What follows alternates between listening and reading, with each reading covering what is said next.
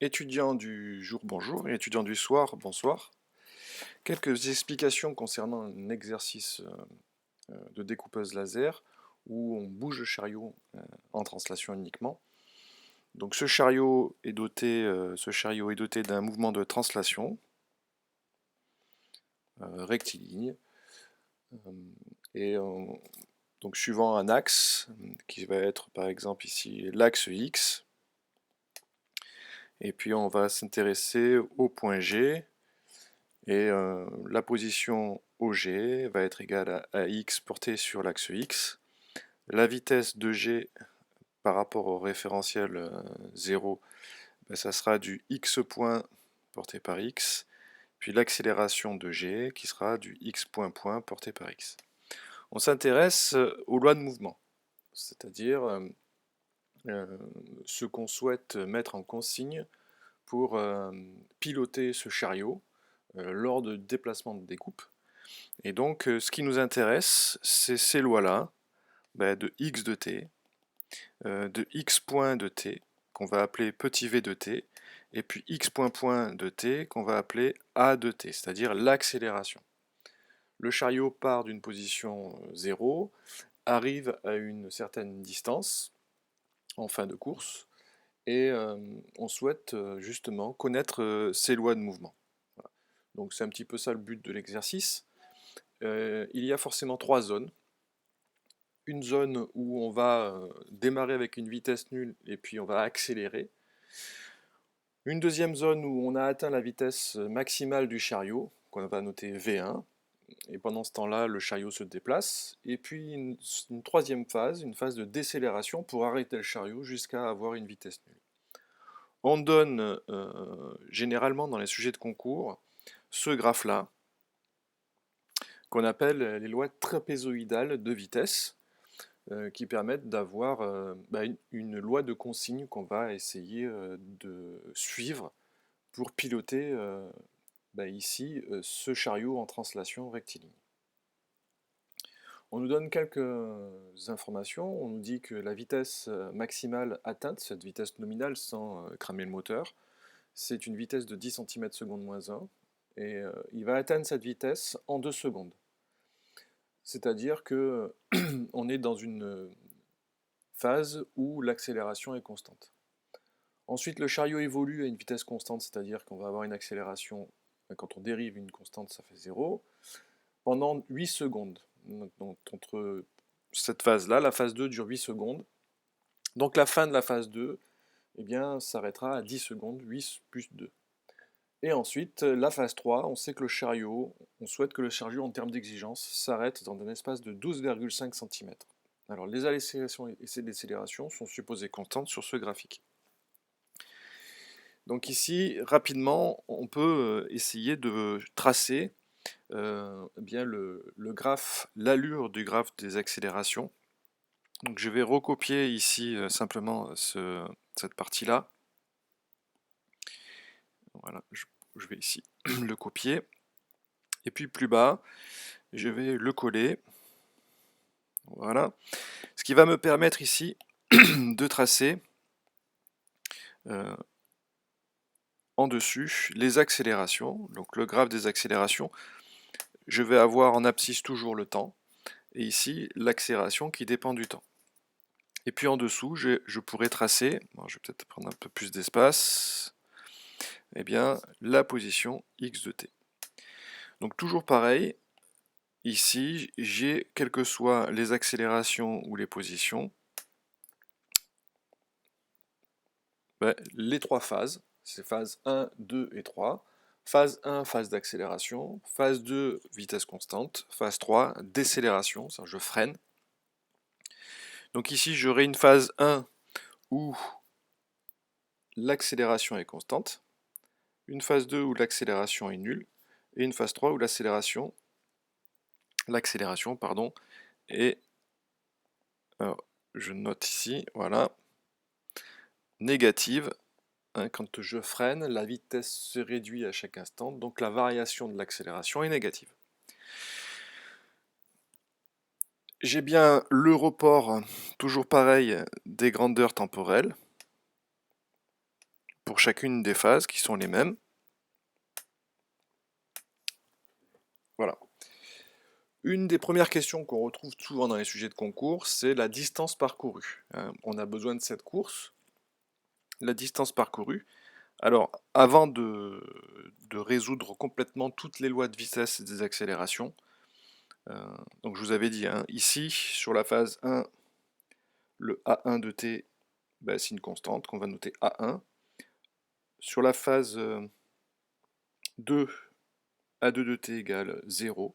Et puis la phase 3, A3 de t égale A3. Avec A3, on sait que A3 sera négatif. La distance parcourue totale. Alors, totale, et puis après on verra par phase. Je sais que la vitesse, c'est égal à dx sur dt, que nous communément on appelle x point. Ça implique que dx va être égal à v dt. C'est-à-dire que si j'intègre entre les valeurs de 0 et tf, dx, c'est-à-dire x temps final moins x de 0, eh bien ça sera égal à l'intégrale entre 0 et tf de v dt. Alors c'est v, la vitesse qui dépend du temps. En mathématiques, l'intégrale d'une fonction dx, c'est l'aire sur la courbe. Donc ici, si je regarde l'analogie que je peux avoir mathématique, ça là, ça correspond à l'aire sur la courbe de tout ça.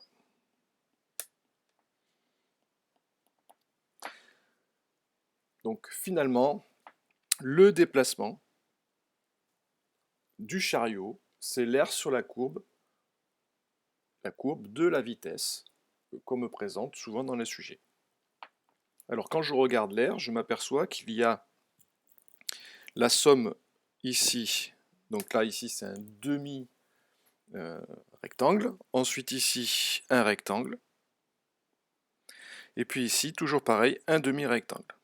Donc ici, si je reprends le delta x, donc xf moins x0, la distance totale parcourue, donc le premier triangle c'est 1 demi de 2 fois V1, plus le deuxième triangle, ça va être 8 fois V1, plus 1 demi de TF moins 10 fois V1.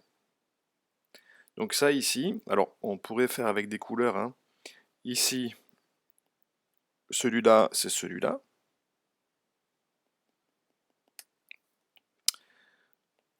Celui-là, c'est celui-là.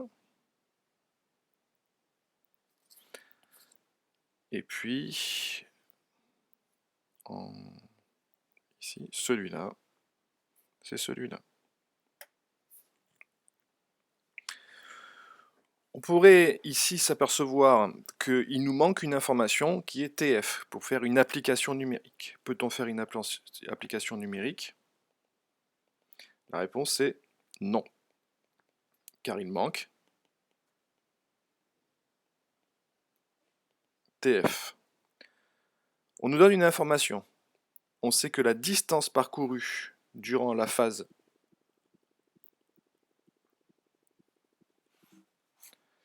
euh, 3, donc sur la phase 3, donc c'est xf moins x10, cette période là ici est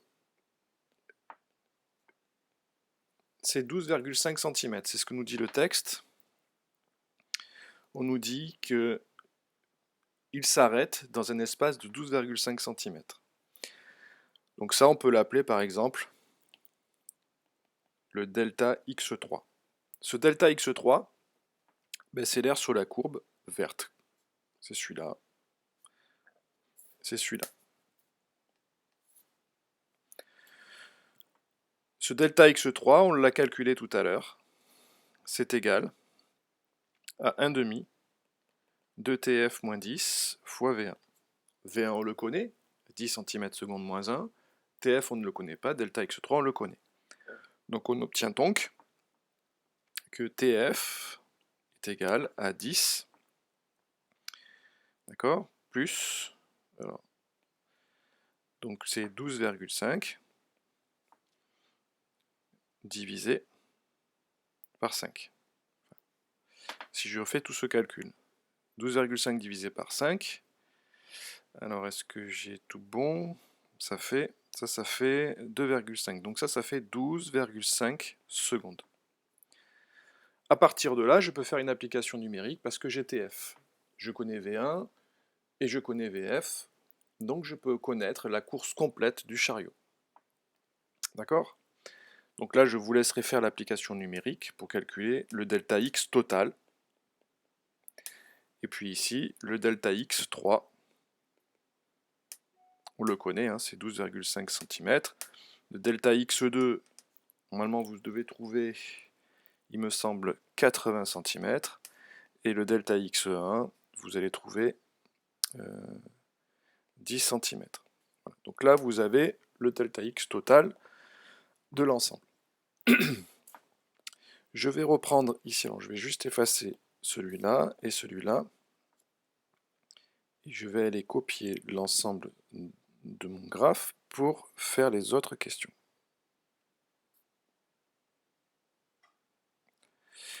Copier.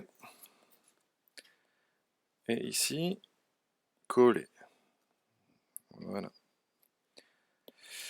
Donc ici, sur ce graphique, on peut maintenant calculer, si le sujet nous le demande, les lois de commande. Alors, on a calculé les AI, on va calculer ici les VI et les XI pour chacune des phases. Donc, pour la phase 1, je vais calculer le A1. Donc le A1 de t, on a dit que c'était une constante, A1. Le V1 de t, ben, j'intègre, donc ça fait A1t plus constante, mais avec V1 de 0 égale 0, et puis V1 de 2 égale petit v1, la constante. Ça permet de calculer A1, puisque V1 de ça c'est égal à A1 fois 2, et bien je vais en déduire que A1 c'est V1 sur 2, c'est-à-dire 10 divisé par 2, ça veut dire 5 cm seconde moins 2, c'est une accélération, et donc c'est son unité. Il me reste à calculer le x1 de t, c'est-à-dire la loi de position du chariot en fonction du temps, dans cette zone, donc la zone qui va être... il manque un petit peu des graphiques là, je ne sais pas pourquoi. Dans la zone de 0 à 2, donc ça ben, c'est la primitive de V1, donc c'est 1 demi de A1t au carré, plus une constante, sachant que x1 de 0 égale 0, donc ça veut dire que la constante est nulle. Voilà ici les lois de vitesse dans la zone 1. La zone 2, comme la vitesse est constante, ben on a dit que A2 de t égale 0, donc la vitesse V2 de t c'est la constante V1, et si je dois intégrer, il faut que je fasse attention parce que je ne démarre pas de 0. Je démarre d'une certaine valeur, et la valeur c'est x1 de 2, le point qui va faire le lien entre la zone 1 et la zone 2, c'est ici 1 demi de 5 fois 2 au carré, et ça fait 10 cm, ce qu'on a calculé tout à l'heure. Donc ce 10 cm, c'est lui qui va faire donc la position, la loi de la position en fonction du temps sur la zone 2, et démarre avec une constante. Donc pour ne pas se tromper, on peut aussi utiliser que la vitesse de t, c'est x de t, dx de t sur dt. C'est-à-dire que dx, c'est égal à v dt comme tout à l'heure. Donc ici, je parle de les lois de la phase 2, donc l'intégrale entre 2 et petit t, de dx2, hein, de t, mais ça va être égal à l'intégrale entre 2x de v2 de t dt. V2 de t, on le connaît, c'est une constante. L'intégré sur la constante, c'est V1 fois t entre les deux bornes, 2 et t. Donc ça fait V1, hop,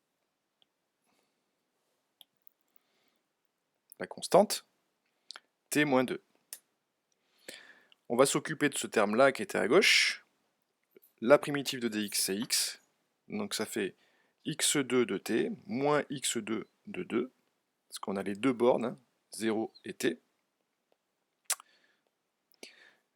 Donc ça va être égal à V1 de t moins 2.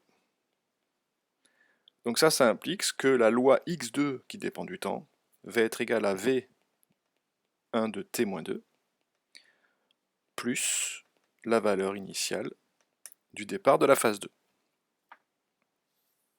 Donc de le faire comme ça vous en fait empêche de vous poser de questions sur quelles sont la nature des constantes, puisqu'elles s'intègrent directement avec le calcul intégral et les bornes. Donc là, j'ai directement les lois de commande des accélérations, vitesse et position. On peut faire pareil ici avec la phase 3. La phase 3, c'est A3 de t égale une constante A3. Donc ça veut dire que V3 de t, c'est A3 de t plus une constante petit k, si j'intègre. Quelle est la nature de cette constante? Donc soit je prends les valeurs initiales, soit je fais exactement la même méthode que tout à l'heure, c'est-à-dire que je sais que l'accélération, c'est dv sur dt. Donc ça veut dire quoi? Ça implique que dv, c'est l'accélération fois dt. Donc entre, je rappelle, 10, qui est le temps de la fin de la phase 2 et le début du temps de la phase 3, et petit t de dv, c'est égal à l'intégrale de 10 à petit t de a dt. Donc ça veut dire que la vitesse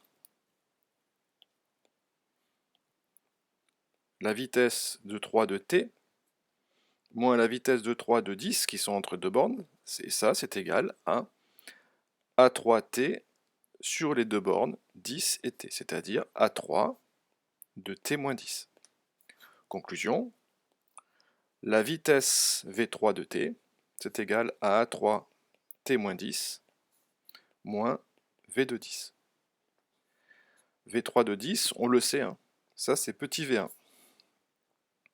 D'accord? Alors on peut faire un petit calcul, A3 on ne le connaît pas, c'est une inconnue. Mais qu'est-ce que l'on sait, non?